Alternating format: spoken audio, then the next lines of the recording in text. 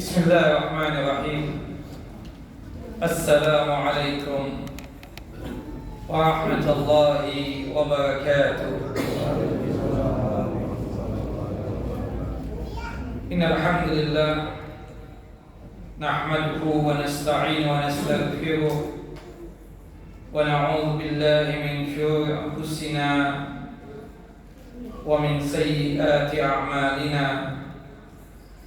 من يهده الله فلا مضل له ومن يضلل فلا هادي له أشهد أن لا إله إلا الله وحده لا شريك له وأشهد أن محمدا عبده ورسوله ولقد قال الله تعالى في القرآن العظيم يا أيها الذين آمنوا اتقوا الله حق تقاته ولا تموتن إلا وأنتم مسلمون وبعد فبشرح صدري ويسر لي أمري واحلل عقدة من لساني يفقهوا قولي اللهم انفعنا بما علمتنا وعلمنا ما ينفعنا وزدنا علما اللهم إنا نعوذ بك من زوال نعمتك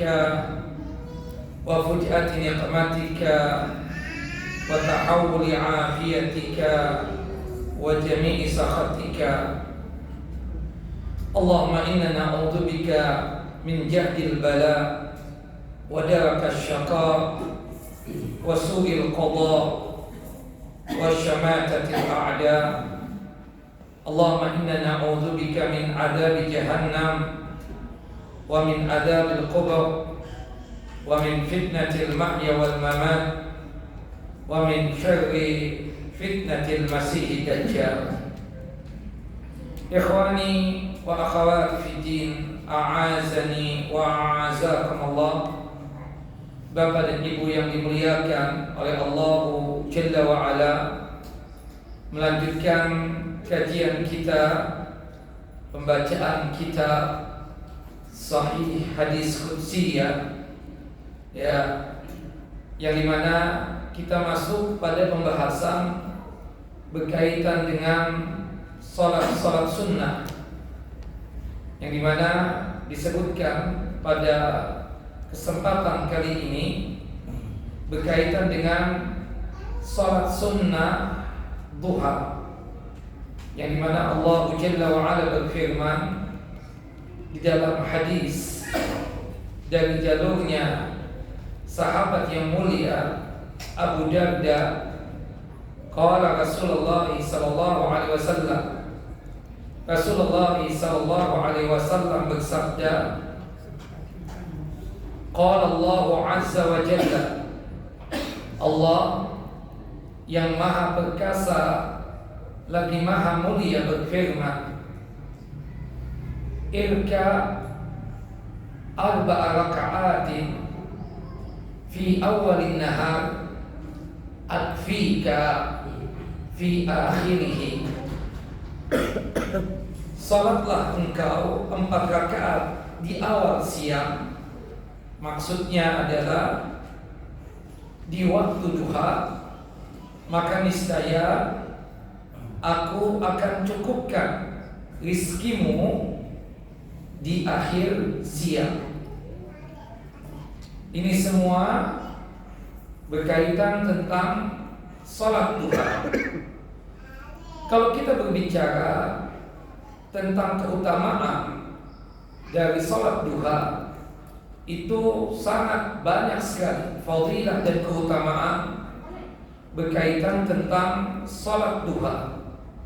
Di antaranya tadi yang disebutkan di dalam hadis Qudsi tadi, bahwasannya salah satu sebab Allah Jalla wa Ala memudahkan rizki seseorang dengan melaksanakan salat duha.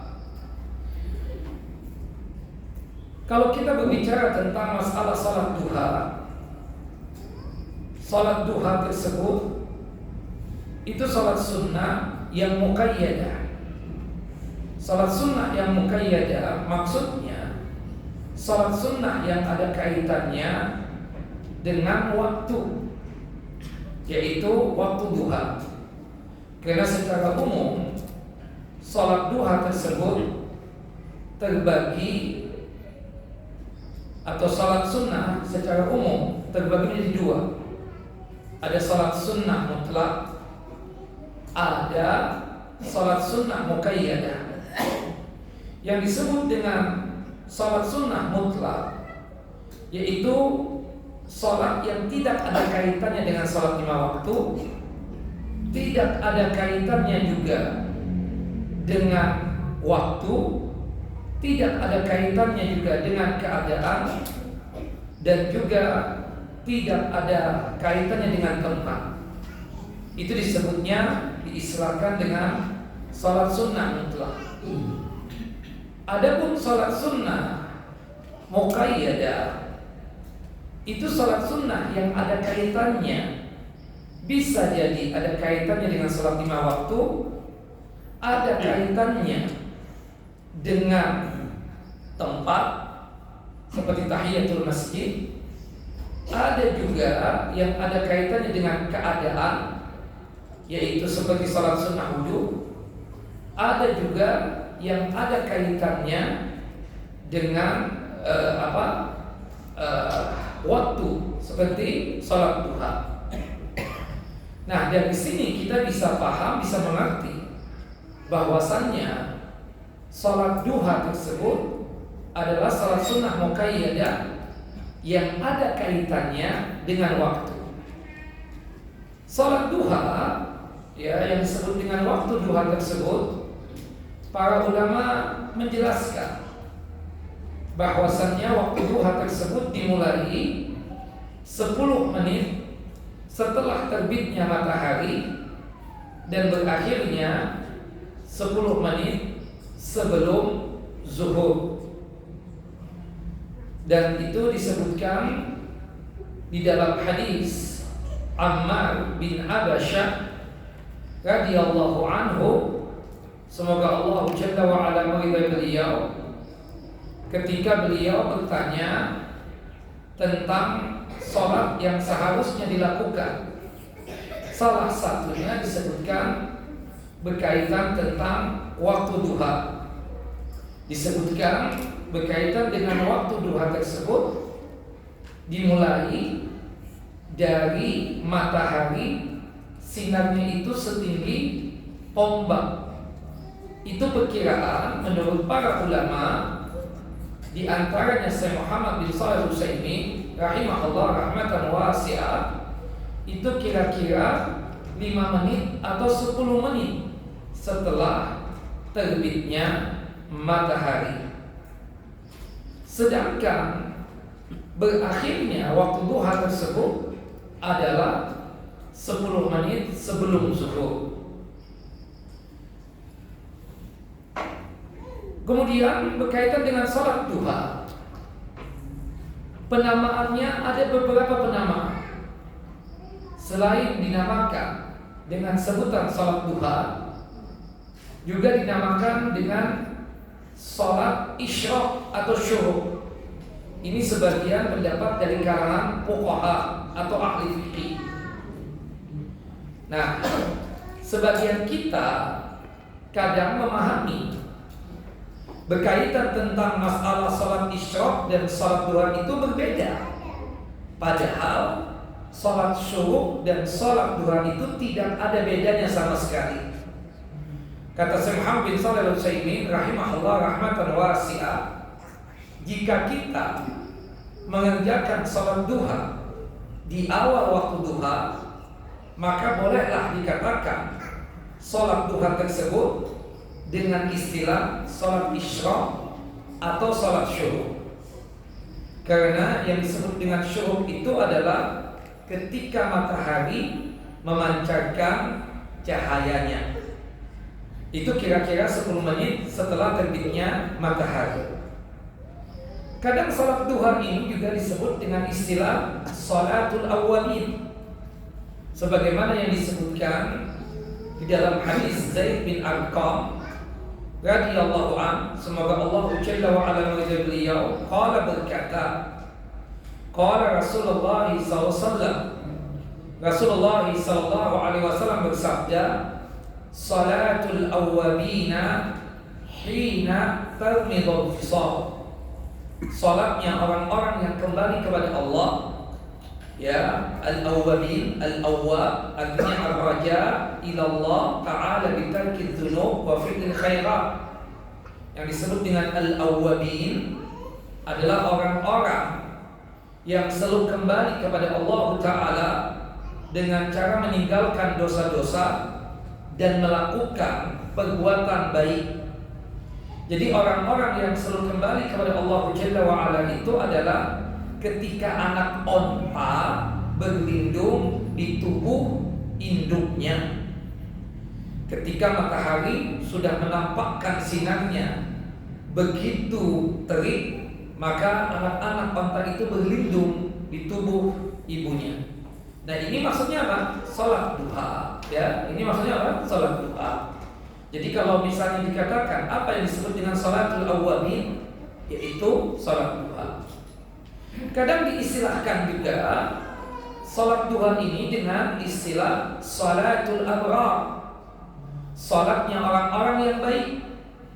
Jadi kalau kita membagi pengistilahan tersebut, salat duha itu bisa dikatakan dengan istilah salatul isyraq atau syuruk, atau kadang diistilahkan dengan istilah salatul awwabin, kemudian diistilahkan juga dengan istilah salatul abrar. Nah, kemudian kita masuk kepada al-fadail wal maghanim, keutamaan dari salat duha. Apa fadilahnya? Disebutkan di dalam hadis Abu Dzar Al-Ghifari radhiyallahu anhu, semoga Allah Jalla wa Ala meridai beliau. Abu Dzar Al-Ghifari ini nama aslinya adalah Jundub bin Junadah. An Nabi sallallahu alaihi wasallam qala, dari Nabi sallallahu alaihi wasallam beliau bersabda, yusbihu ala kulli sulama min ahadikum sadaqatun. Setiap persendian seseorang dari kalian berhak disedekahi. Dalam riwayat yang lain disebutkan bahwasannya di tubuh kita ini ada sekitar 360 persendian yang masing-masing sendi tersebut hendaknya dianjurkan bersedekah. Kemudian Rasulullah SAW melanjutkan, fakullu tasbihatin sadaqah. Setiap ucapan tasbih kita subhanallah itu sadaqah. Wa kullu tahmidatin sadaqah. Setiap ucapan tahmid kita alhamdulillah itu sadaqah. Wa kullu tahlilatin sadaqah. Setiap ucapan tahlil kita itu pun adalah sadaqah. Wa kullu takbiratin sadaqah. Dan setiap ucapan takbir kita Allahu Akbar itu sadaqah. Wa amrul bil ma'rufi sadaqatun. Ketika kita memerintahkan kebaikan, maka itu pun sadaqah. Wa nahyun 'anil munkar sadaqatun. Dan setiap kita melarang satu perbuatan kemungkaran itu sedekah. Nah, untuk mencukupkan itu semua agar 360 persendian tersebut dianggap bersedekah, dengan kita mengerjakan salat duha 2 rakaat. Wa yujzi'u min dzalika rak'atani yarka'uhuma minad duha. Nah, ikhwan fiddin, a'azani wa a'azakumullah. Bapak dan Ibu yang dimuliakan oleh Allah Jalla wa Ala. Apa yang dimaksud dengan hadis ini? Dikatakan oleh para ulama, di antaranya oleh Al-Imam An-Nawawi rahimahullah rahmatan wasi'ah, ketika menjelaskan hadis tadi. Kata beliau, ya, adapun cara menjelaskan tentang hadis ini, alangkah baiknya, kata beliau, kita mendengar apa yang diungkapkan oleh Ibunda Aisyah radhiyallahu anha, yang dimana Ibunda Aisyah radhiyallahu anha itu menjelaskan tentang keistimewaan berkaitan dengan masalah salat duha. Nah, Nabi Muhammad SAW ketika menjelaskan tentang keutamaan salat duha ini, kata Imam Nawawi rahimahullah rahmatan wasi'ah, menunjukkan pentingnya mengerjakan salat duha, dikarenakan itu bagian dari kita bersedekah berkaitan dengan persendian-persendian yang ada di tubuh kita ini, dan itu dikuatkan dengan hujjah-hujjah dan dalil-dalil yang lumayan banyak, sebagaimana nanti insya Allah kita akan sebutkan juga di dalam hadis yang lain. Berkaitan tentang masalah salat duha tadi, di setiap tubuh kita ini Rasulullah SAW membagi, ada yang berkaitan dengan lisan, ada juga yang berkaitan dengan fisik dan tubuh. Untuk mencukupkan itu semua dengan kita mengerjakan salat duha 2 rakaat. Dan ini menunjukkan, kata para ulama, di antaranya Al-Hafidz Ibnu Hajar Al-Asqalani rahimahullah rahmatan wasi'ah, menunjukkan bahwasannya pentingnya mengerjakan salat duha tersebut. Wallahu a'lam bishawab. Nah, kemudian keutamaan yang selanjutnya berkaitan dengan salat duha tadi disebutkan di dalam hadis qudsi. Salah satu cara untuk mudahnya rizki kita dengan kita mengerjakan salat duha. Dikatakan oleh Allah Jalla wa'ala, ya bani Adam, wahai anak keturunan Adam, la ta'jazni min 4 raka'atin fi awwal naharika. Wahai anak keturunan Adam, janganlah kalian tersebut lemah untuk mengerjakan salat 4 rakaat di awal siangmu. Akfika akhirahu, ya, niscaya aku akan mencukupkan di akhir daripada siangmu. Nah, hadis ini sahih dikeluarkan oleh Al-Imam Abu Daud dan juga oleh Al-Imam At-Tirmidzi, dan disahihkan oleh Al-Imam An-Nawawi. Kata Al-Imam At-Tibi, akfika syughlaka wa hawaijaka, maksudnya dicukupkan itu adalah dicukupkan kesibukan kamu dan kebutuhan-kebutuhan kamu. Artinya Allah Jalla wa'ala mencukupkan segala hajat dan kebutuhan-kebutuhanmu. Wa alfau anka ma taqrabu ba'da salatika ila akhirin nahar, dan Allah Jalla wa'ala akan mengangkat dan menghilangkan segala sesuatu yang kamu tidak sukai setelah engkau melaksanakan ibadah sholat sampai nanti akhir siangnya. Nah, itu yang dimaksudkan di dalam hadis qudsi tadi. Maksudnya di sini, kata sebagian ulama, bahwasannya kalau kita fokus melaksanakan salat duha, maka insya Allah Allah Jalla wa'ala akan memudahkan kita dalam menjalani hari-hari kita, terutama berkaitan dengan masalah mencukupi kebutuhan dan keperluan kita. Dalam hadis yang lain disebutkan, hadis dari Abu Darda radhiyallahu anhu, semoga Allah Jalla wa'ala meridai beliau, qala Rasulullah sallallahu alaihi wasallam, Rasulullah sallallahu alaihi wasallam bersabda, man shalla ad-duha rak'atain lam yuktab minal ghafilin. Barang siapa yang salat duha 2 rakaat, maka dia itu tidak bakalan tertulis sebagai orang-orang yang lalai. Wa man shalla arba'an kutiba minat taibin. Barang siapa yang salat duha 4 rakaat, maka ditulis pahalanya seperti orang-orang yang bertaubat. Wa man shalla sittan kufiya dzalikal yaum. Barang siapa yang salat duhanya 6 rakaat, maka dicukupkan rizkinya pada hari itu. Wa man shalla samaniyan kutiba minal abidin. Barang siapa yang salat duha 8 rakaat, maka ditulis pahalanya seperti orang-orang yang ahli ibadah. Wa man shalla sintai asrata banallahu lahu baitan fil jannah. Barang siapa yang salat duhanya 12 rakaat, maka Allah Jalla wa Ala akan membangunkan rumah untuknya di surga kelak.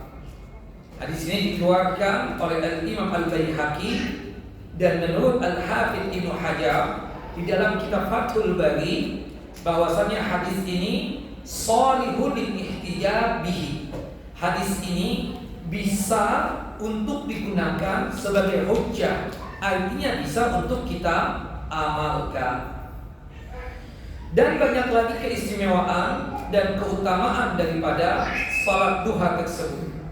Bahkan disebutkan di dalam hadis yang lain, barang siapa yang mengerjakan salat duha 4 rakaat, kemudian ditambah dengan qobliyah zuhur 4 rakaat, maka Allah Jalla wa Ala akan membangunkan rumah di surga baginya. Banallahu lahu baitan fil jannah.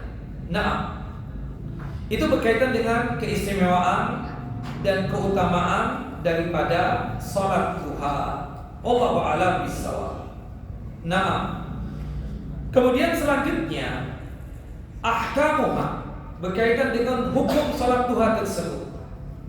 Para ulama berbeda pendapat berkaitan dengan status hukum salat duha sampai 4 pendapat.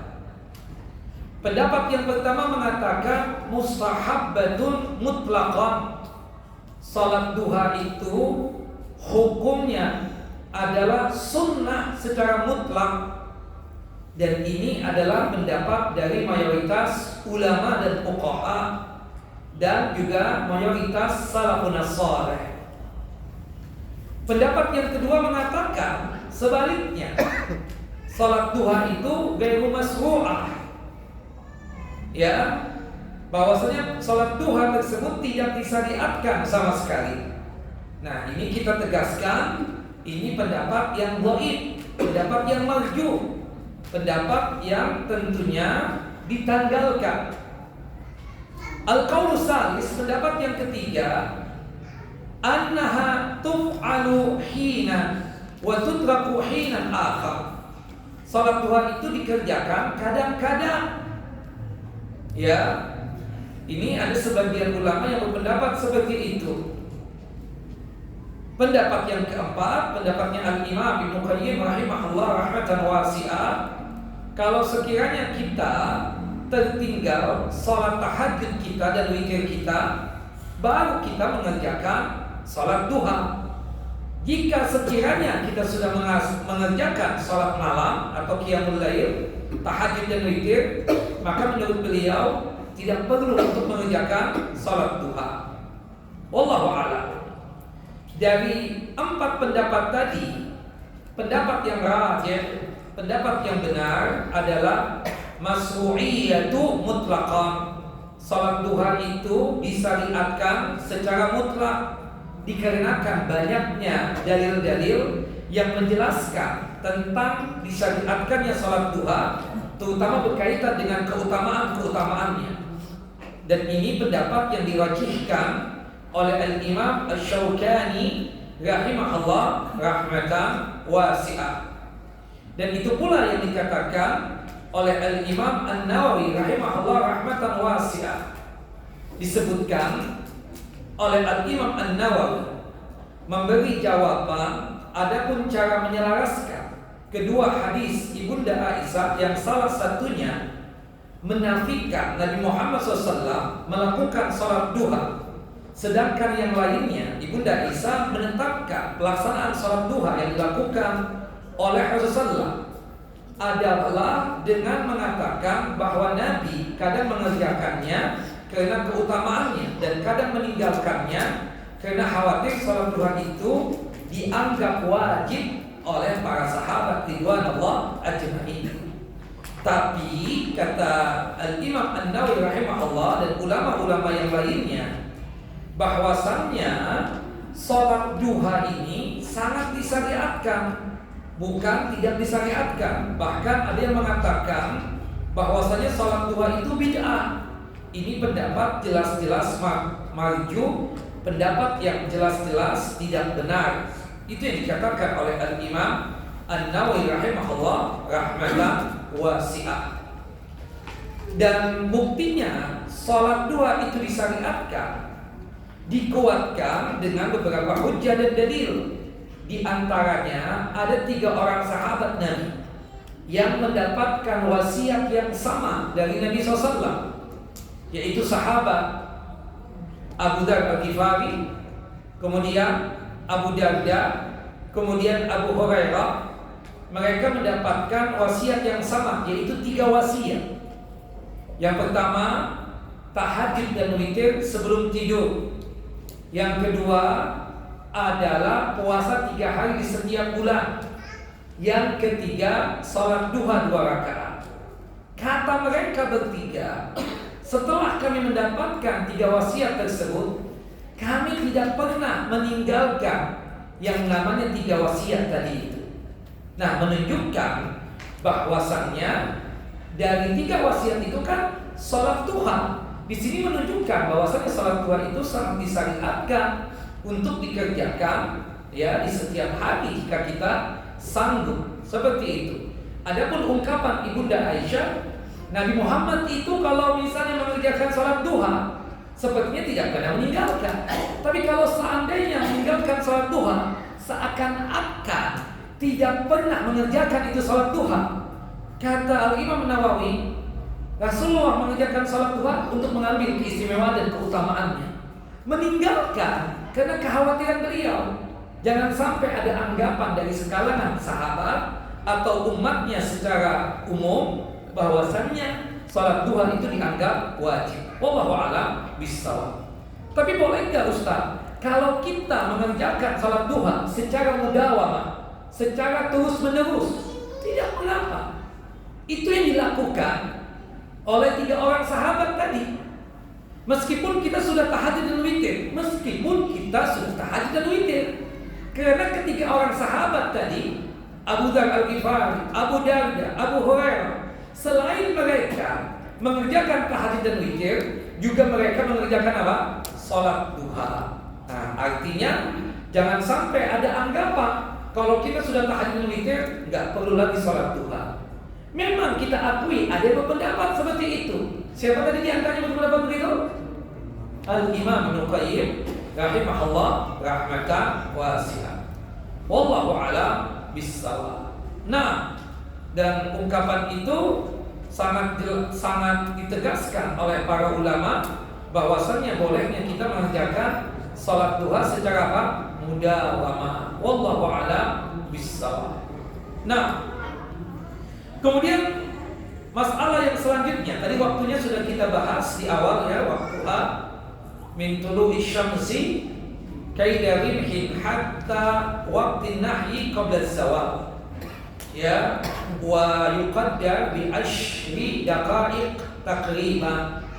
Waktunya itu 10 menit setelah terbitnya matahari. Itu digambarkan ya, sinar matahari itu setinggi ombak sampai waktu terlarang, yaitu sebelum tergelincirnya matahari sebelum subuh. Itu kira-kira 10 menit sebelum ya subuh takriban kira-kira. Nah, dari waktu yang afdal yang mana? Apakah di awal waktu duha, waktu isya atau syuruk, ataukah ketika matahari memancarkan cahaya?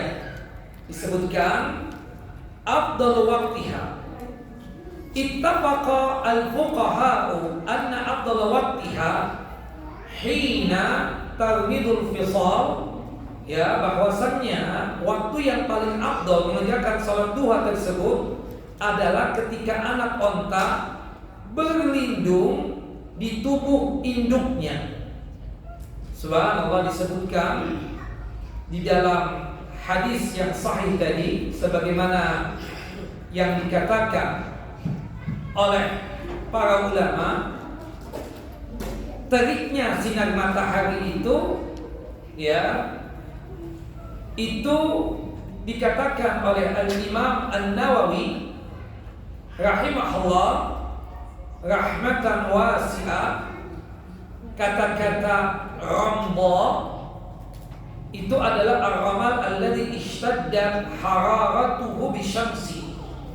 Ar-ramdha itu adalah pasir atau kerikil-kerikil yang dimana panasnya itu bertambah dikarenakan teriknya sinar matahari hina tahtariku akhfaful fisal wa hiya sirar min auladil ibil, ketika kaki-kaki anak onta, al-fisal itu adalah anak-anak onta, merasa kepanasan min syiddati harri ramli, dikarenakan panasnya pasir atau tanah atau kerikil-kerikil tadi itu. Kemudian dia angkat kakinya, kemudian dari tanah yang panas tadi, kemudian dia berlindung di tubuh induknya. Nah, itu kira-kira jam berapa ya? Jam 9, 10? Jam 11? Ada yang mengatakan setengah 12. Kalau setengah 12 kan mau habis itu ya. Lagi panas-panasnya memang setengah 12. Tapi kan enggak nyambung ya. Kalau setengah 12 ya kira-kira jam 9 atau jam 10 seperti itu. Kalau setengah 12 itu mau habis itu. Nah, wallahu a'lam bissawab. Nah, makanya dikatakan oleh sebagian ulama begini, ada yang mengatakan begini. Itu kira-kira itu jamnya wa yuqaddar al-an, sekarang ini diperkirakan waktunya qabla dhuhur bisa'ah. Ya, berarti jam berapa tuh? Perkiraan sebelum zuhur 1 jam. Jam 11? Atau kita ambil jalan tengah setengah 11 ya. Nah, seperti itu. Atau sa'ah wanis, atau 1 jam setengah sebelum zuhur. Berarti jam 10-an ya. Perkiraan jam 10 atau jam setengah 11 lah. Itu paling afdalnya. Walakin idza khasiyal insanu al-ishtighala anha bi zahmatil amali aw nisyaniha fal afdal fi aqwalil waqti. Jika sekiranya kita ini khawatir, takut ya, disibukkan akan sesuatu dikarenakan kesibukan bekerja atau lupa. Kadang nih manusia seperti itu. Nanti deh di waktu yang afdal, jam 9, jam 10, tahu-tahu kita sibuk kerja. Nanti jam setengah 11 deh, tahu-tahu sibuk subuh kerja. Kita aja nih kadang sholat sunnah ba'diyah, nggak tahu ya, ini yang Anda rasakan. Nanti di rumah aja yang afdal kan. Ba'diyah itu kan qobliyah dan ba'diyah, afdalnya di mana? Di rumah. Sampai di rumah disibukkan oleh anak dan istri, sehingga ba'diyah itu lupa tuh. Astagfirullah, sudah subuh ya, keingetan ya Allah ada ba'diyah isya. Kadang seperti itu. Termasuk nih kadang kita berusahakan ya merutinkan, misalnya karena kita khawatir gak bangun malam, kita merutinkan tahajud dan witir itu setelah ba'diyah isya. Subhanallah, kita gampang deh sekali-sekali bangun malam deh. Kita niatan kuat, tapi subhanallah terkalahkan oleh ngantuk kita, terkalahkan oleh capek dan lelah kita, sehingga membuat apa? Tahajudnya ketinggalan, witirnya apalagi. Sama dengan sholat duha tadi. Kita berusaha nanti di waktu yang afdal, kira-kira jam 10 atau jam setengah 11. Jadi perkiraan ulama itu kalau untuk sekarang ini waktunya sejam sebelum zuhur atau 1 jam setengah ya sebelum zuhur. Berarti jam berapa itu? Jam 10 atau jam setengah 11 ya, untuk aman. Atau jam 11 deh, anggap kan seperti itu. Nah, kalau kita mampu bagus, ketika memang anak onta itu kepanasan sehingga dia berlindung di tubuh ya induk-induknya. Wallahu a'lam bishawab. Di sini ada juga. Belum? Sudah ada belum? 1 menit lagi. Baik. Nah, itu yang berkaitan tentang masalah afdhaliyah. Fa in tayassara lahu shalah fi waqti afdhaliyah shalla ukhra. Kalau menurut saran para ulama ini, antum salat aja salat duha di awal waktu. Misalnya antum biasa duduk di sini nih di masjid, habis salat subuh kan itu bagusnya. Jadi kebiasaan Nabi untuk zikir, baik zikir setelah salat subuh ataupun zikir pagi, beliau biasanya melakukan itu di tempat Rasulullah melaksanakan ibadah salat, di tempat pengimamah sampai terbit matahari. Itu kebiasaan Nabi dan itu hadisnya sahih. Ya, yang diperdebatkan tentang hadisnya berkaitan dengan kita yang duduk-duduk salat subuh, ya, kemudian ya kita salat subuhnya berjamaah di masjid, kemudian kita berzikir di masjid sampai datang waktu duha, kemudian salat 2 rakaat, kemudian kita mendapatkan pahala seperti melaksanakan ibadah haji, ya, atau ibadah umrah sempurna. Ini diperdebatkan hadisnya. Yang benar, yang rajih, ini hadisnya apa? Dhahir. Nah, untuk pahala haji dan umrah itu sudah kita dapatkan jika kita salat berjamaah di masjid.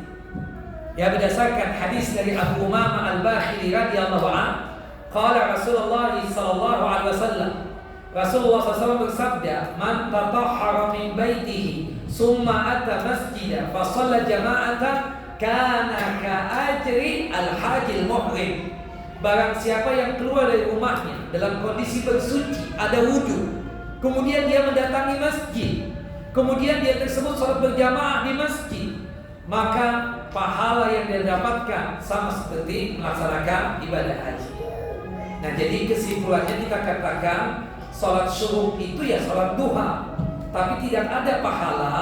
Bahwasannya kalau kita salat subuh berjamaah di masjid ditambah dengan salat duha 2 rakaat, pahalanya sama seperti melaksanakan ibadah haji dan ibadah umrah. Itu hadisnya apa? Dhahir.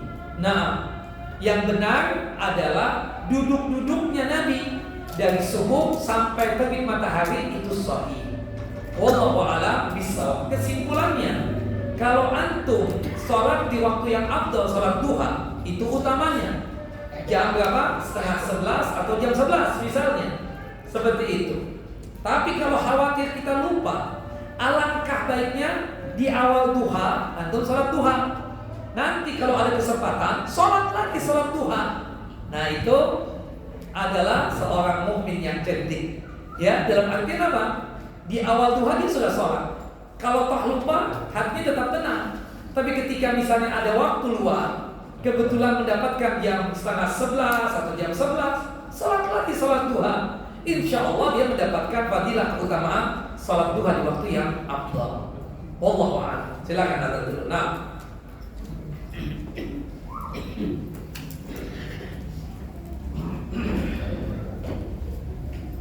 Allahu Akbar, Allahu Akbar,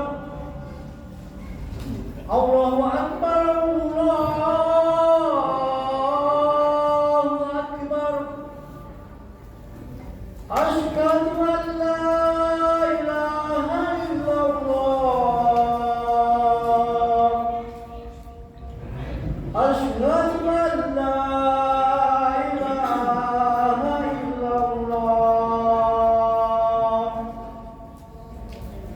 Asyhadu anna Muhammadar Rasulullah. Asyhadu anna Muhammadar Rasulullah. Hayya 'alas shalah. Hayya 'alas shalah.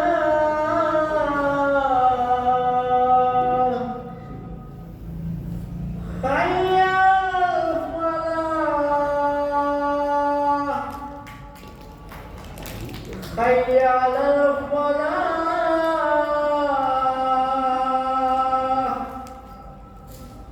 الله أكبر، الله أكبر. لا إله إلا الله.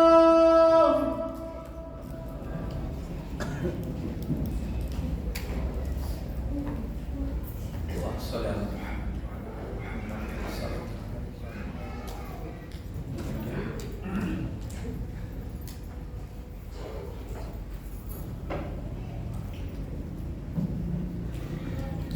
Ikhwan fiddin, a'azani wa a'azakum Allah. Bapak dan Ibu yang dimuliakan oleh Allah Jalla wa Ala, Majlis Ta'lim Masjid Nurul Ilmi yang sedalam hitungan dan jagaan Allah Jalla wa Ala.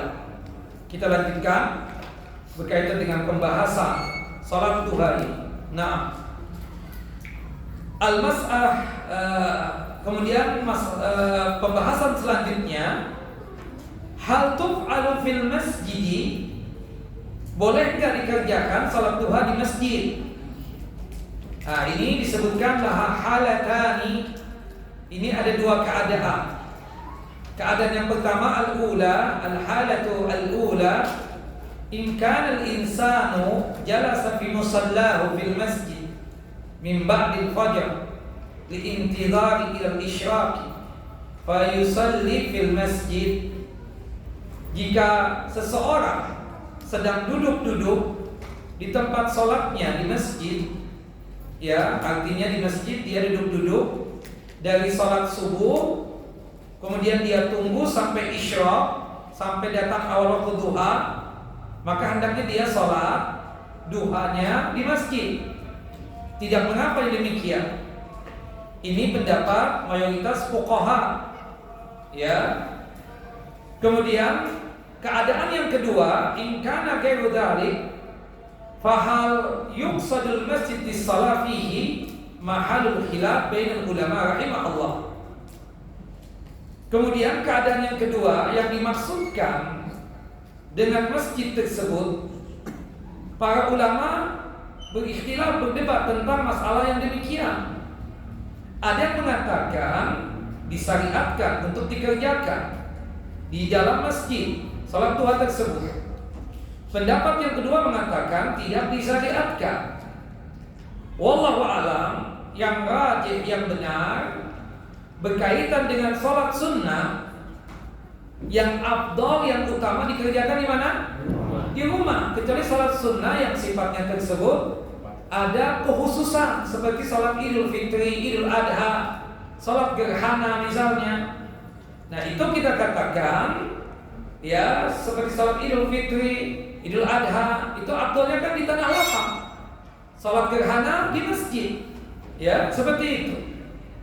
Nah, adapun salat duha, kalau kita sanggup mengerjakan di rumah, itu afdalnya.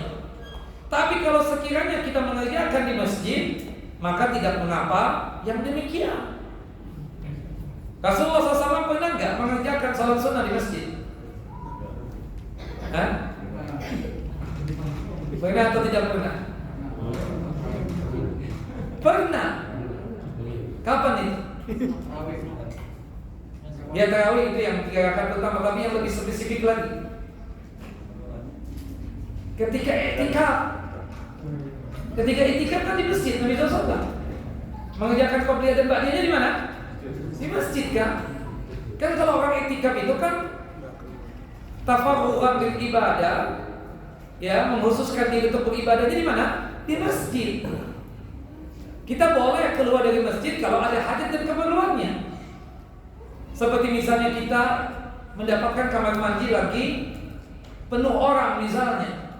Kita kebetulan, ya, dalam kondisi perut kita gak enak banget. Mau tidak mau kita keluar dari masjid untuk menuju rumah kita untuk menyelesaikan hajat kita.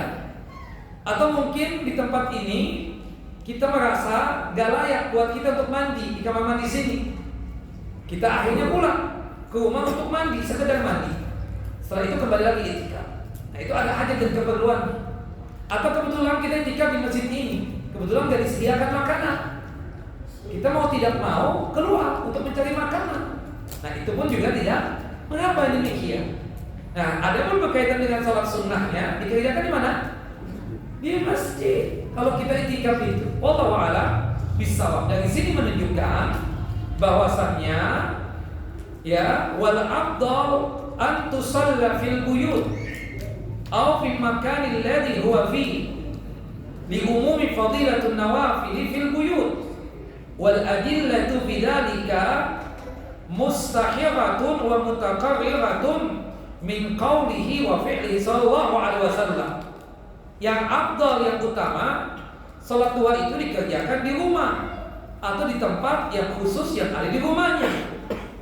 Dikarenakan keumuman dari keutamaan salat-salat sunnah dikerjakan di rumah, dan banyaknya dalil-dalil yang sangat masyhur, yang sangat terkenal, yang dimana ditetapkan dari sabda Nabi dan perbuatan Nabi bahwasanya Nabi Muhammad SAW memerintahkan kita mengerjakan salat sunnah di mana?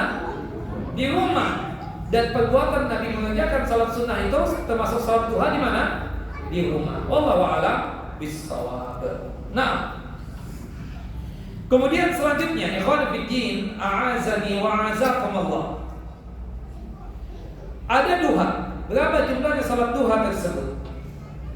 Para ulama sepakat untuk paling sedikitnya berapa rakaat?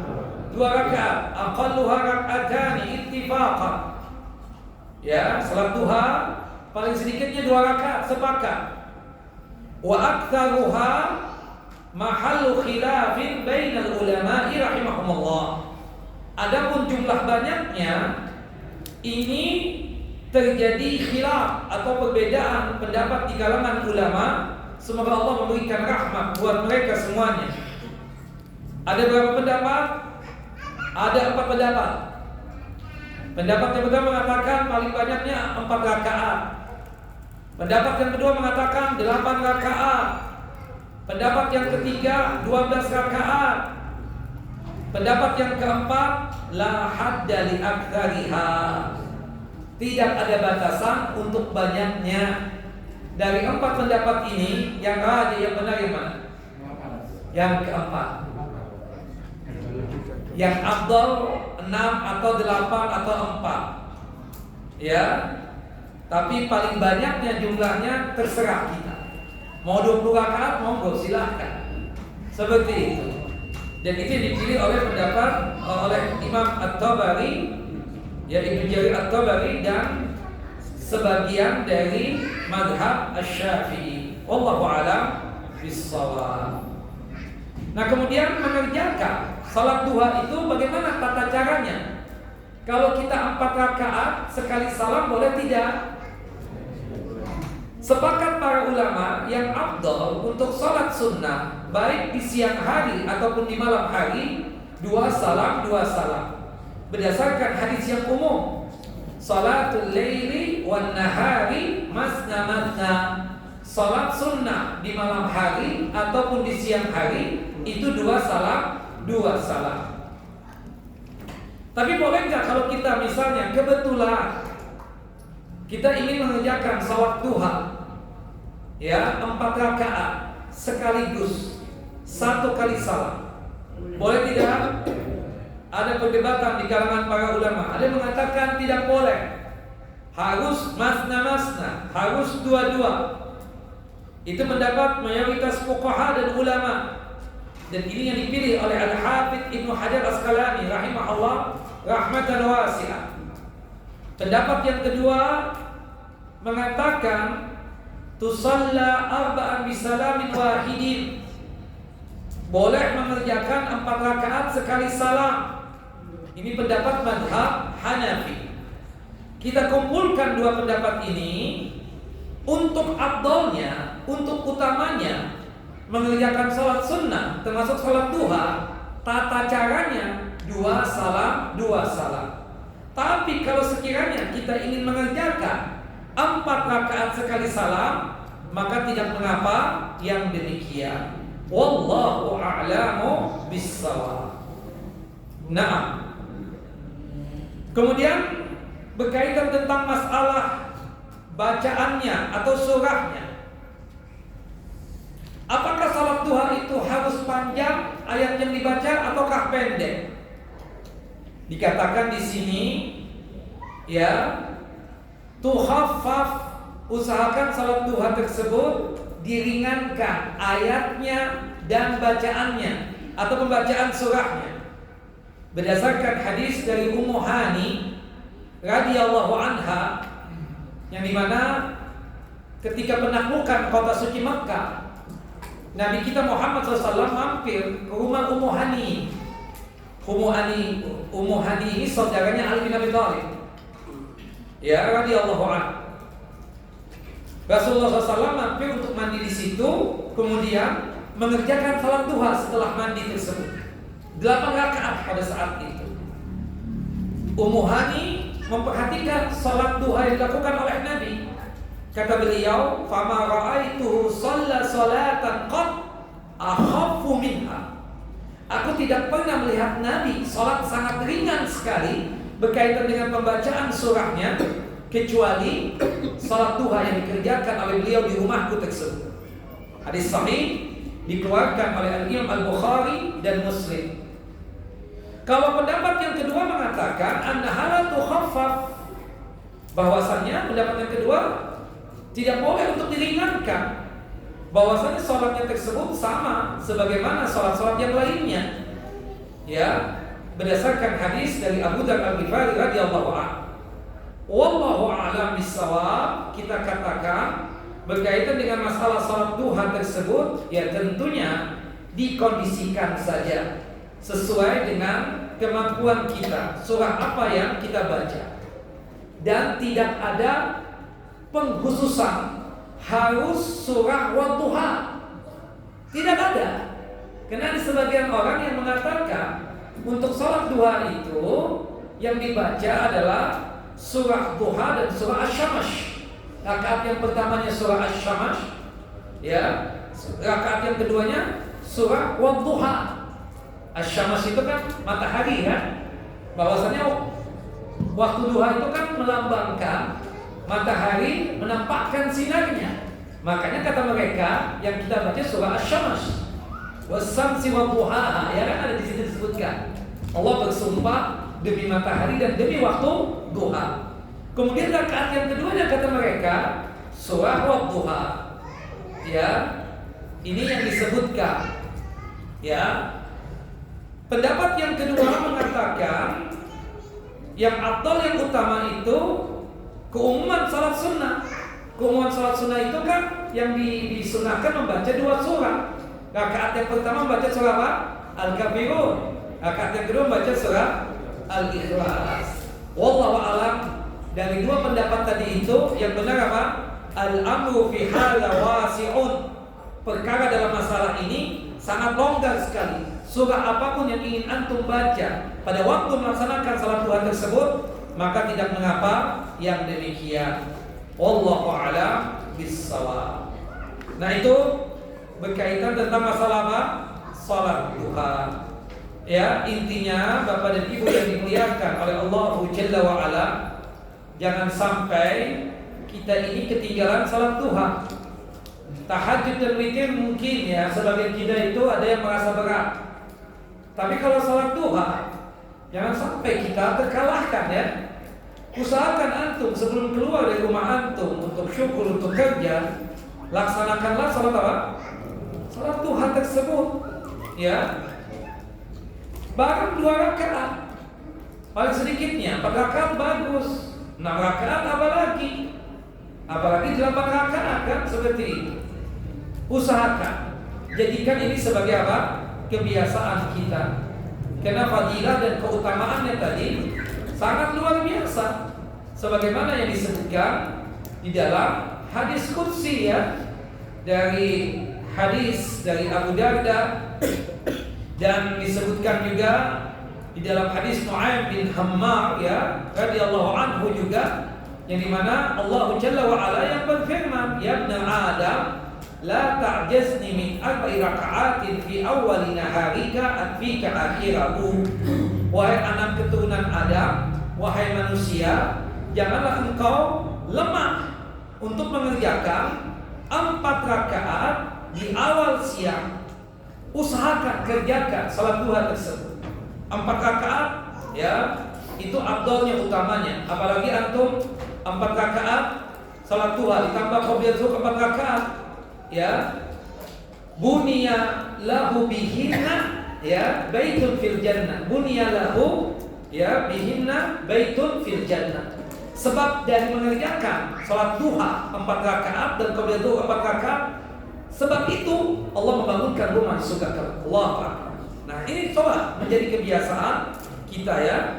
Dan maksud dikatakan dicukupkan di akhirnya itu, sebagian ulama mengatakan dimudahkan rizkinya. Ada juga yang mengatakan akfika akhirahu, ya, atau akfika akhirahu maksudnya annahu yakunu fi hifdzillahi ta'ala. Ada juga yang mengatakan yang disebut dengan dicukupkan di akhirnya, Allah menjaga hamba tersebut yang terbiasa salat duha. Fayahfazuhu min syarri ma yaqa'u fi akhir hadzal yaum mimma yadhurruhu fi dinihi aw dunyahu. Allah menjaga dia dari berbagai macam keburukan yang terjadi di akhir daripada hari tersebut. Dan Allah menjaga dia dari hal-hal yang mencelakakan dia, baik berkaitan dengan agamanya ataupun dunianya. Allahu Akbar. Kata Al-Imam Al-Iraqi, maksudnya bisa jadi dari berbagai macam gangguan-gangguan, atau bisa jadi Allah menjaga kita agar jangan sampai terjatuh ke dalam perbuatan maksiat atau perbuatan dosa. Nah, cobalah kita biasakan dulu. Paling tidak itu untuk apa? Sedekahnya kita dari 360 persendian yang ada di tubuh kita ini. Ya, kita kan dianjurkan tiap hari itu untuk apa? Bersedekah dari 360 persendian yang ada di tubuh kita ini. Nah, untuk mencukupkan agar 360 persendian tadi dianggap bersedekah, dengan kita mengerjakan apa? Salat 2 rakaat. Kalau antum punya kekuatan, tambah lagi 2 rakaat. Maka Allah Jalla wa Ala menjaga kita dari berbagai macam keburukan.